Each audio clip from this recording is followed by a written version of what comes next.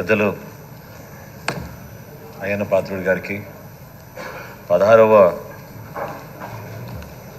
శాసనసభ సభాపతిగా ఈ సభ మిమ్మల్ని ఏకగ్రీవం ఎన్నుకున్నందుకు మనస్ఫూర్తిగా మీకు ధన్యవాదాలు. ఇది ఒక అద్భుతమైన అవకాశం సార్, సువర్ణ అవకాశంగా భావించాలి. ఎందుకంటే ప్రజలు కోరారు మార్పు కోసం.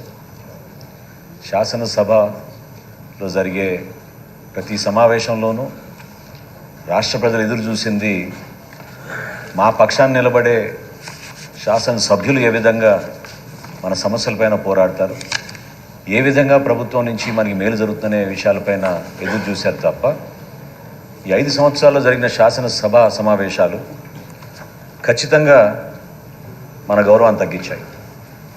తెలుగు ప్రజలు అనేక ప్రాంతాల్లో నివసిస్తున్న వాళ్ళు కూడా ఎంతో బాధతోటి, ఆవేదనతోటి ఎందుకు మన విలువలు ఈ విధంగా తగ్గిపోయినాయి, ఎందుకు మన సభని మనం మర్యాదపూర్వకంగా సాంప్రదాయాలు నిలబెట్టుకుంటూ మన శాసనసభలో ఉన్న రూల్స్ని, ప్రొసీజర్స్ని ఫాలో కాకుండా ఇంత దారుణంగా ఎందుకు మీరు నిర్వర్తిస్తున్నారు అనేది ప్రతి ఒక్కరి ప్రశ్న. ఈరోజు మనకి ఇంత అద్భుతమైన తీర్పు ప్రజలు ఇచ్చారంటే అది కూడా ఒక కారణం. అది మనం గుర్తుపెట్టుకోవాలి. అందుకే నేను మిమ్మల్ని మనస్ఫూర్తిగా కోరేది ఒక సువర్ణ అవకాశంగా మీరు భావించండి.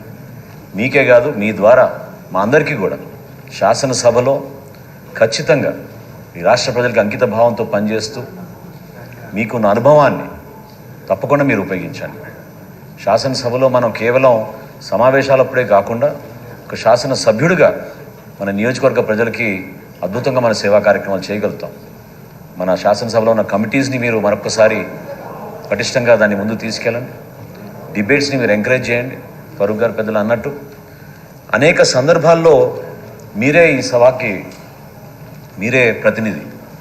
సో బయట జరుగుతున్న కార్యక్రమాల్లో కూడా మీరు దయచేసి ఈ సభకు హుందాతనాన్ని, మర్యాదని పెంచే విధంగా ప్రభుత్వ శాఖల్లో ఉన్న ప్రతి అధికారి కూడా ఈ సభకి ఆ విధంగా గౌరవంగా రెస్పాన్సిబిలిటీ తీసుకునే విధంగా చేయాల్సిన బాధ్యత కూడా సభాపతి గారి స్థానానికి కలుగుతుంది.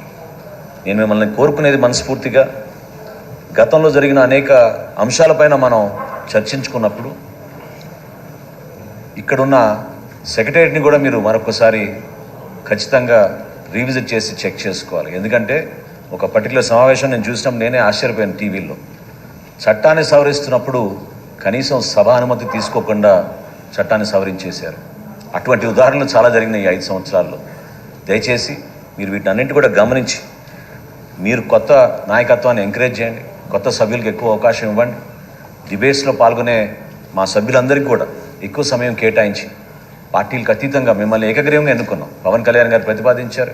భారతీయ జనతా పార్టీ, తెలుగుదేశం పార్టీ నాయకులు అందరూ కూడా మనస్ఫూర్తిగా మిమ్మల్ని, మీకున్న అనుభవాన్ని, మీరు రాబోయే రోజుల్లో చూపించే నాయకత్వాన్ని పైన నమ్మకంతో మిమ్మల్ని సభాపతి స్థానంలో కూర్చోబెట్టినందుకు నేను కూడా ఎంతో గర్వపడుతున్నాను.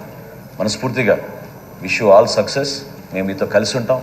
తెలుగు భాష వాడకం పైన కూడా దయచేసి మీరు దృష్టి సారించి తెలుగు భాషని ప్రతి సందర్భంలో కూడా మనం ఉపయోగించుకునే విధంగా